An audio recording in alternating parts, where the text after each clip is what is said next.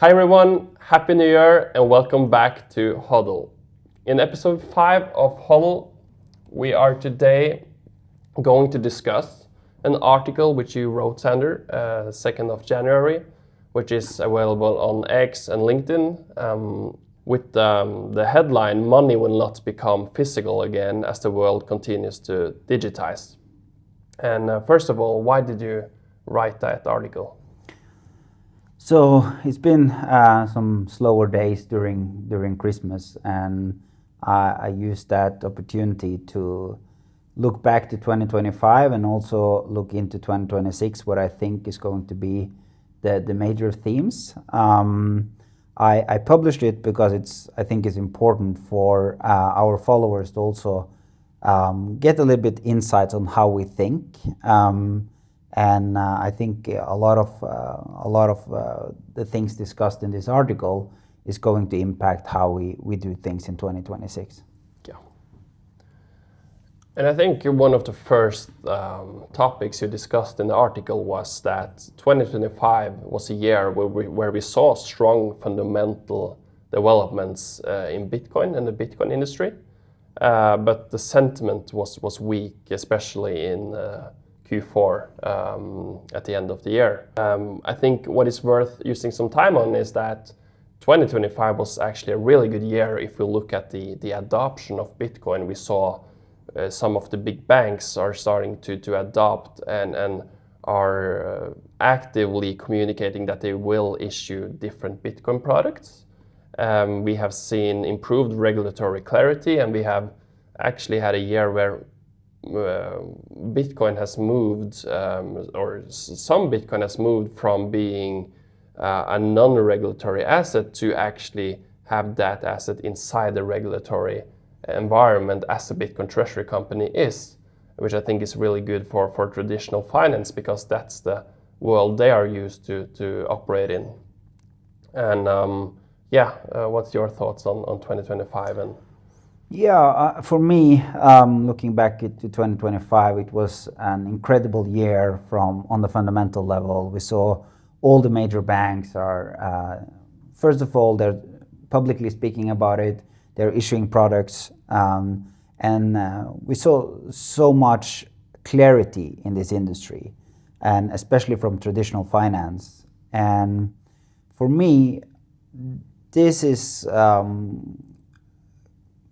quite normal human behavior, I would say. Like I don't remember the name, but I saw a quote that says, like, humans are predictably irrational, and therefore it's a little bit hard to necessarily say why things are developing like it is. But from a fundamental level, I would say I was super surprised on how far we was able to push the industry in 2025, even if the sentiment was lower. And we saw in the late of 2025, we started to see a rotation back into metals, as we discussed in the last episode. And I think that creates the major theme of 2026, which is geopolitical uncertainty. And we saw President Trump moved quite heavily into Venezuela and took control of their oil reserve, their gold reserve, which I think will impact 2026 quite a lot. Yeah, and I think that as we discussed last time, when things are uncertain, investors starting to allocate more to the assets they have known for a long period of time. And I think when we see the traditional finance starting to adopt Bitcoin, we are moving Bitcoin into a playbook the institutional investors are used to, let's say, playing in, and they know that playbook, which I think is a really, really good sign for the Bitcoin environment in itself.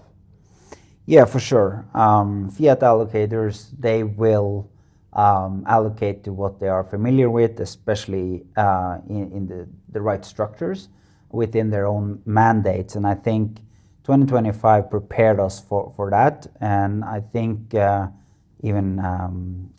wrote it on X yesterday, that I believe Bitcoin credit is actually going to be the acceleration of education for traditional investors, because they They all understand credit, they all understand yield, and this opportunity or this product gives an opportunity for them to research it and understand Bitcoin as collateral, and eventually that knowledge will turn into understanding of why you want to have equity exposure to a Bitcoin treasury company, which sole purpose is to accumulate more Bitcoin over time. And I think credit fits perfectly into the theme of institutionalization, and that will accelerate education, and eventually that will accelerate allocation. Yeah, so we have many reasons to be optimistic for this year, I think. And the next topic in the article you touched upon was you had some reflection on Europe, on power, financial power, and monetary fragility. And you have been building companies in the Nordics and across Europe for over 10 years now. So yeah, I want to hear your reflection on that. Yeah, if you look back to the Second World War, I think it's very similar situation right now. A lot of geopolitical tension. The biggest economic power, which was back then UK, took on a lot of debt because it was very active in the war. And that basically collapsed their financial power and gave US the opportunity to be the world reserve currency.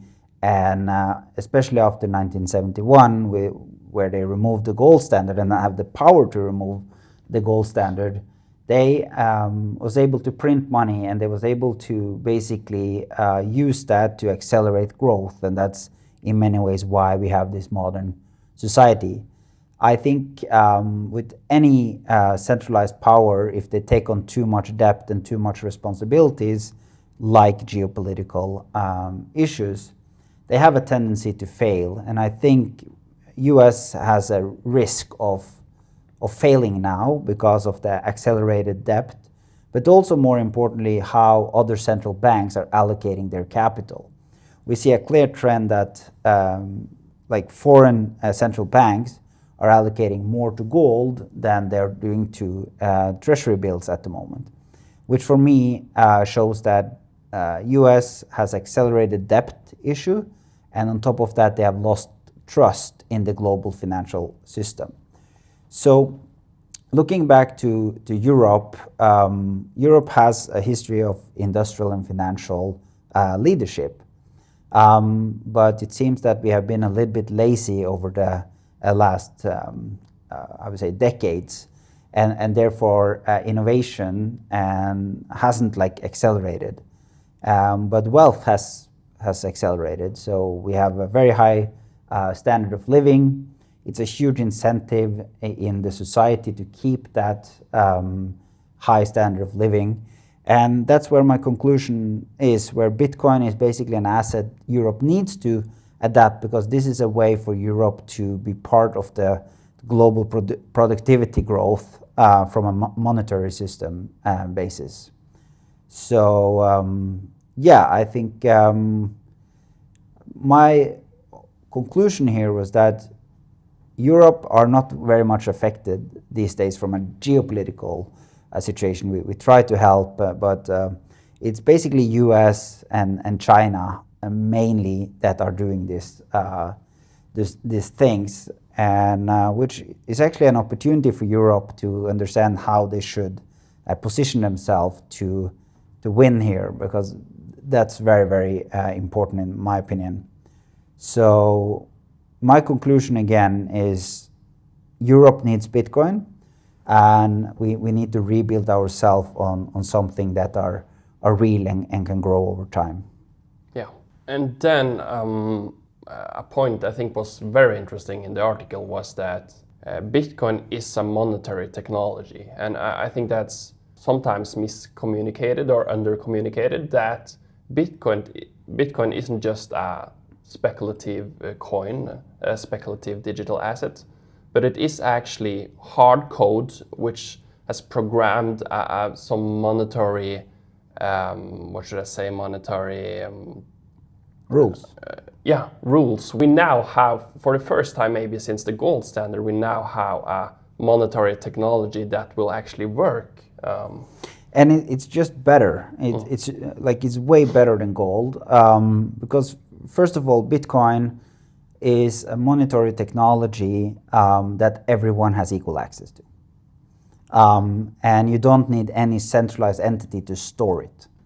It's decentralized, and this actually gives the individual the ownership of their money again. They can control their money, and more importantly, it reintroduces property rights.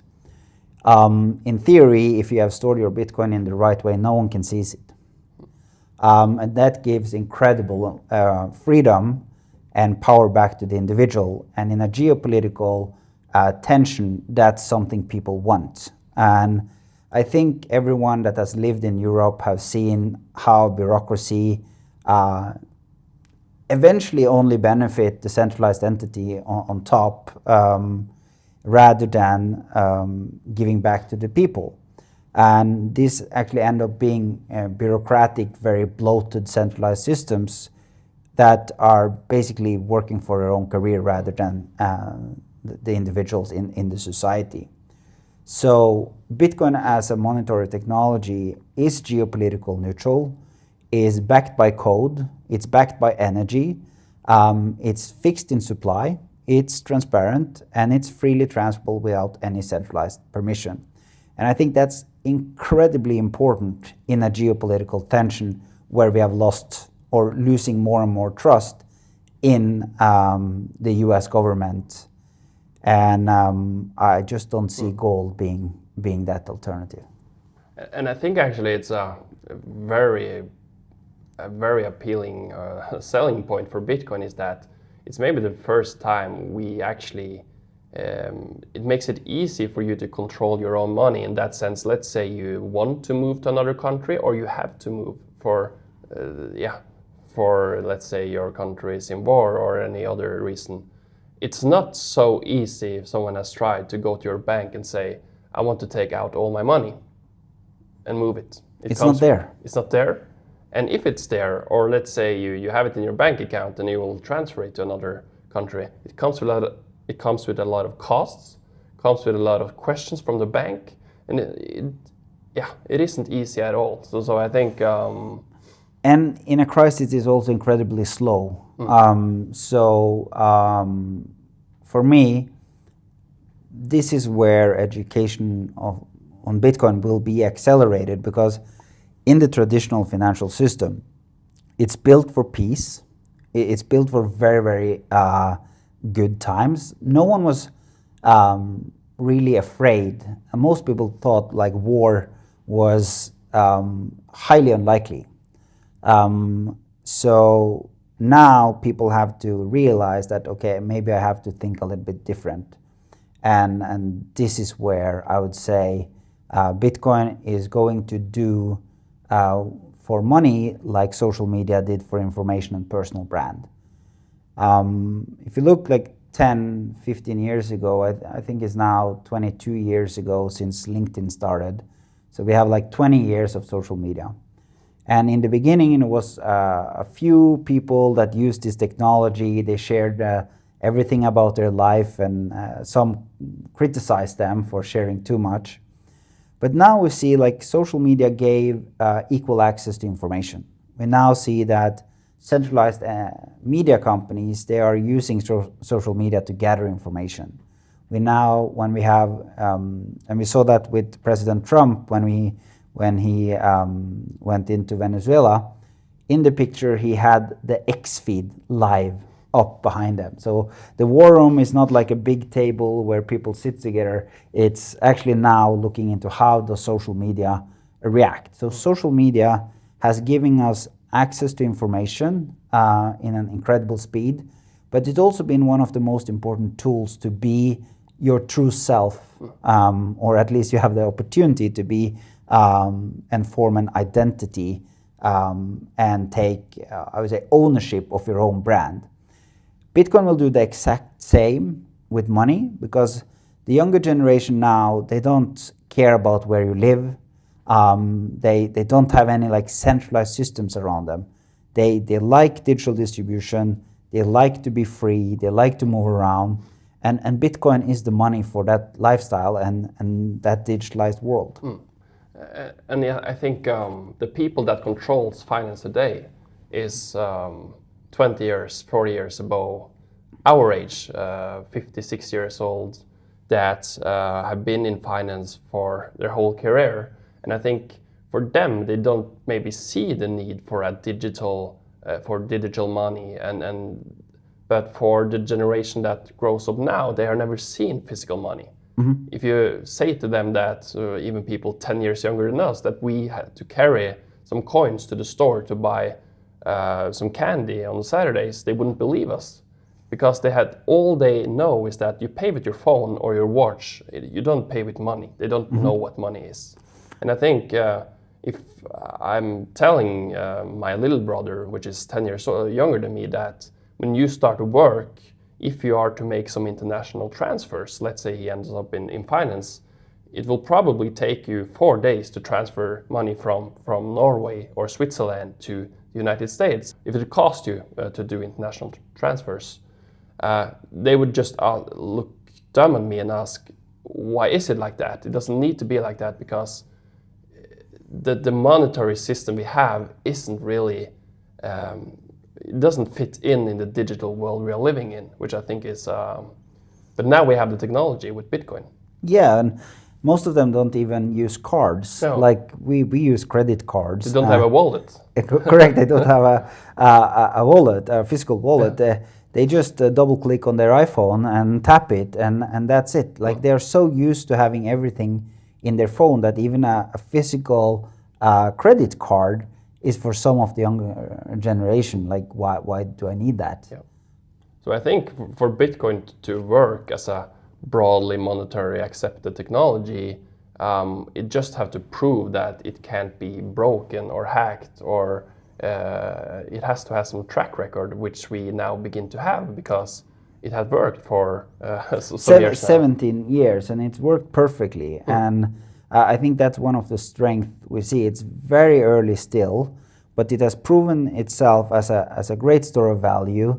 All the gold bugs and silver bugs, they say, okay, Bitcoin is too volatile. But hey, what happened with gold and silver the other day? Now Bitcoin is less volatile than silver and gold over the last period. So volatility is not the reason why it can't be a good store of value. So we know it working as a great store of value. You can have the property rights, you can store it yourself, and you can freely transfer it all around the world, which creates an insane property as Bitcoin as credit, which was another very big topic of 2025, where sailors started issuing this over-collateralized Bitcoin credit instruments.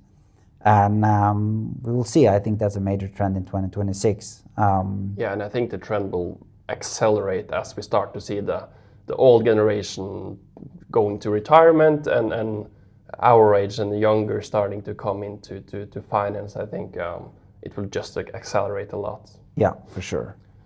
And as you briefly mentioned, we have seen a lot of allocation to gold and silver, especially at the year end 2025. As we see it, it's kind of a signal that they don't want to have so much allocation to the US dollar, to the traditional monetary system. So they start to find or to allocate to more hard, scarce assets. And do you think that will be the end game, that we now will see the investors staying with gold and silver for the next decade? No, not at all. I think this is a clear signal that US is losing trust globally.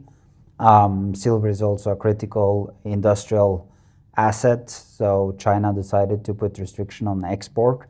So it all goes back to the geopolitical tension and the loss of trust in the U.S. government and their strategic, I would say, or their global reserve currency.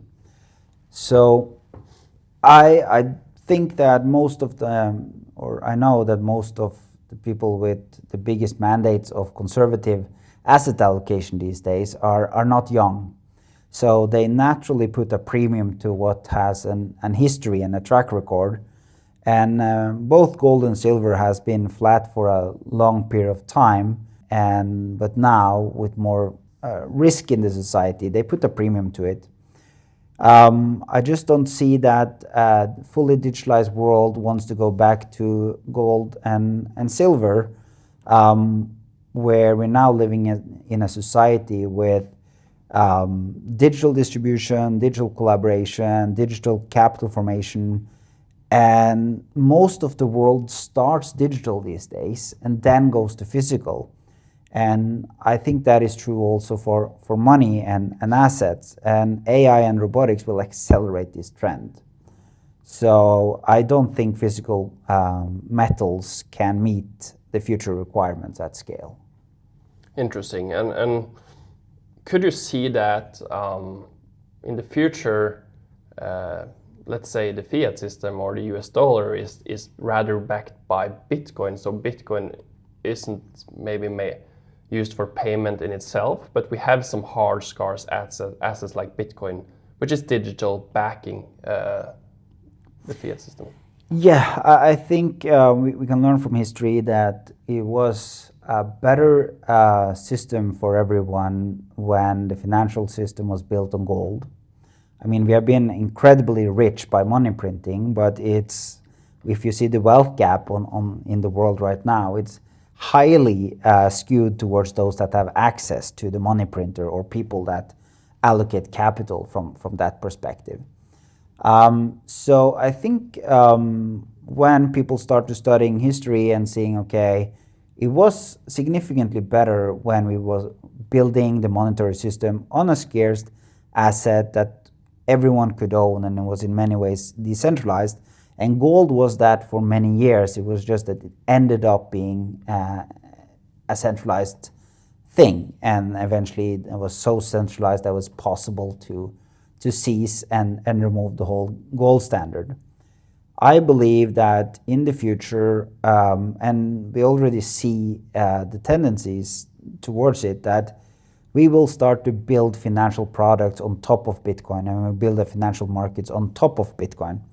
You will see an interruptible system where you are issuing assets on top of the Bitcoin blockchain that could, like, you can trade in and out and measure your profit in Bitcoin. We have seen exchanges already starting to have like Bitcoin native exchanges. And I think with Bitcoin credit, it's the beginning of Bitcoin money system, where investors are willing to lend, like it's actually willing to invest money. They know that the entity will buy Bitcoin, and back they will get that between 8 and 11% annual yield. When Bitcoin starts to be a major credit asset, meaning the same way you leverage your real estate to buy properties, that has a tendency to push the prices up, and that's basically mortgages was one of the reasons why real estate is so successful. And we will see this same thing happening with Bitcoin, but it also has the infrastructure to be money, and it can actually build a new monetary system. And I believe in my, before I die, I think Bitcoin is going to be the world reserve currency. Let's hope so. And just to have it mentioned, here in Lugano, where we lived, you could actually pay everything with Bitcoin and even your taxes. So we're starting to get there. We're starting to get there. It's and it's happening maybe for some slower than expected, but do remember that this is only 17 years of history. And social media is also, it's 20 something years. And you have seen the acceleration of social media. It goes up quite quickly when it first.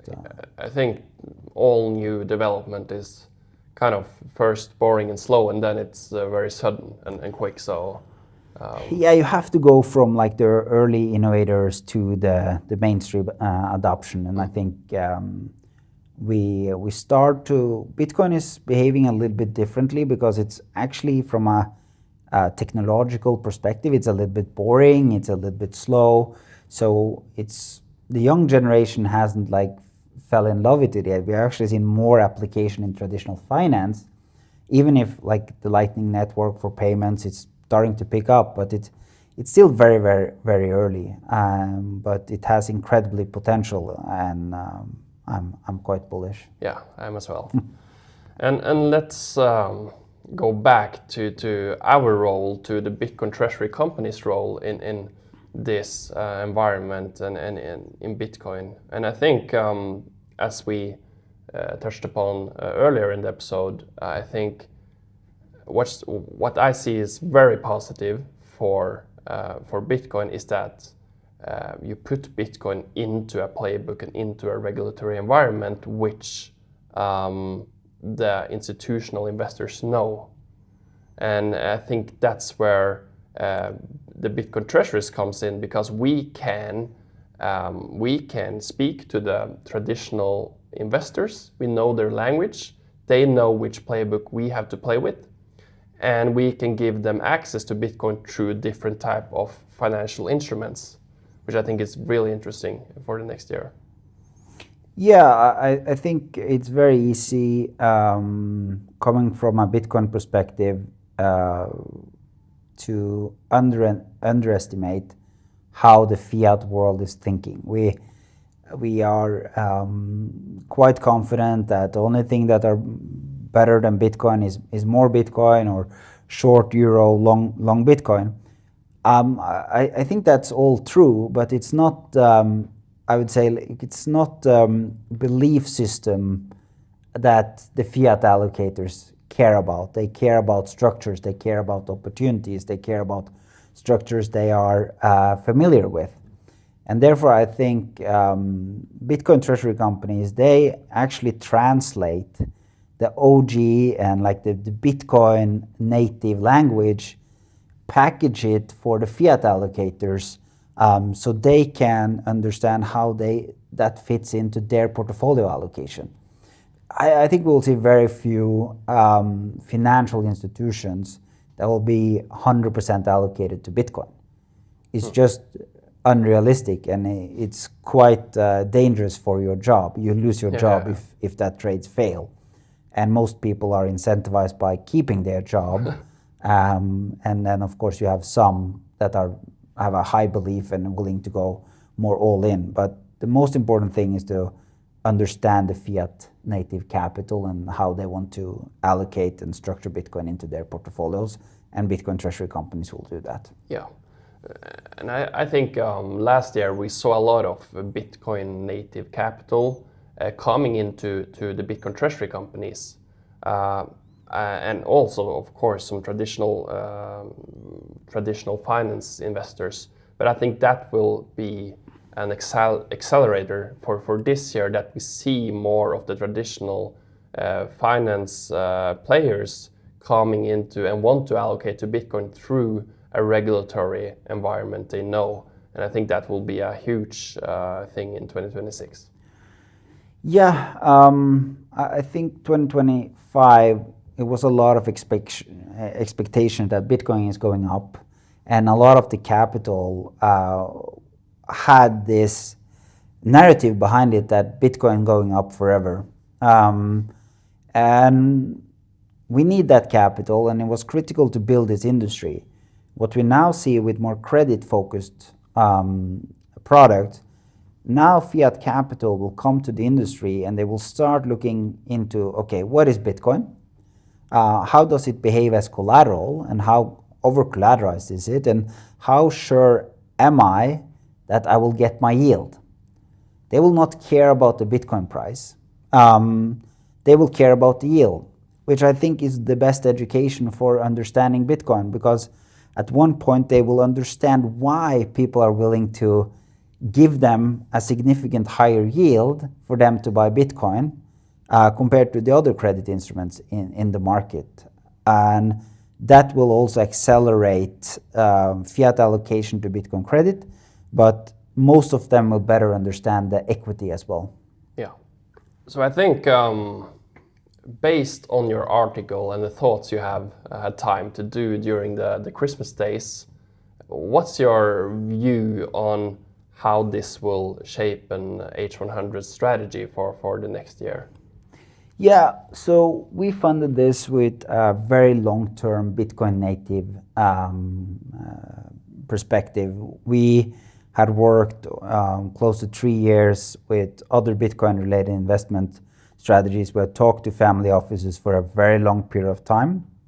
But I have to say that this industry developed a little bit faster than we expected, and when Bitcoin underperformed as well last year, I don't think we will see the same amount of Bitcoin bull money moving into this industry. But I think we will see more fiat native capital coming to this industry.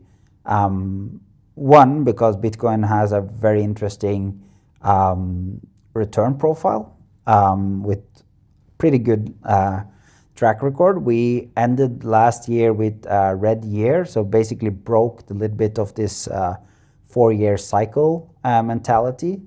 So in my opinion, this opens up for a lot of interest around Bitcoin itself, but I think a lot of them will start with Bitcoin credit instrument, and that'll be a major theme. So how I see it, I think we should keep doing what we have done, but just doing it 10 times more, and that's sitting in front of the investor, talking to them, understand their mandates, understand what type of products they are looking for. And I think we are very close to having some pretty cool things in the market that are, first of all, unique, and also has an unlimited scale potential. Yeah, because I don't think necessarily it's the right move to try to squeeze them into our world, but we should rather try to structure products which fits into their existing mandates.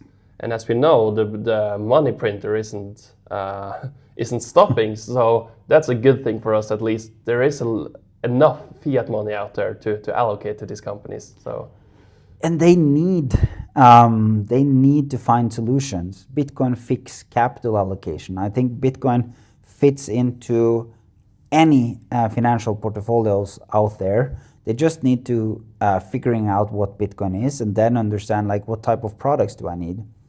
And I think Bitcoin Treasury Companies are going to play the critical role for that transition, because we are operating in an environment that they are used to. We are regulated, we are audited, and that's a structure that fits into the structure of them having to put into the investment committee, the risk committee, all the things they need to do to start allocating capital. Bitcoin Treasury Companies ticks most of that boxes, and again will play a critical role for capital allocation into Bitcoin. Fully agree. So to summarize, I think, or we think, that money will not become physical again, because it's against everything else we see in the society, that everything is moving in the other direction, becoming more digital. The younger generation won't accept anything slow and not digital, so we believe that we will not go back to the gold standard as we knew it. We think that a lot of new financial products will emerge to fit the fiat-native allocators of the world. So as we just mentioned, that it's our job to find the right products that will fit within their mandates. And I think what investors want is not necessarily the direct ownership of Bitcoin. That's, of course, in our world, very good to hold your Bitcoin yourself. But for most asset managers out there, they want to allocate to structured, traditional financial products, which gives them allocation to Bitcoin without holding their Bitcoin themselves. And I think the last thing is that the opportunity here is that for us, which has taken a first, we are kind of a first mover or an early mover into this industry, the opportunity is enormous if we can build trust and have traditional finance make them understand Bitcoin. The opportunities are endless, I would say. Yeah. And when we see, like, say, Europe needs Bitcoin, it's both on an individual level, it's on the corporation level, and it's on a government level. And the beauty of that is that for a commodity to work, and we have defined Bitcoin as a digital commodity, a monetary commodity, it needs multiple purposes. So it's okay that not everyone wants to hold their Bitcoin directly, but you still have the technology available for you as a human individual to take power over your own money. And that makes this system so powerful. Yeah. So thank you everyone for listening to episode 5 of HODL, and we will see you next week.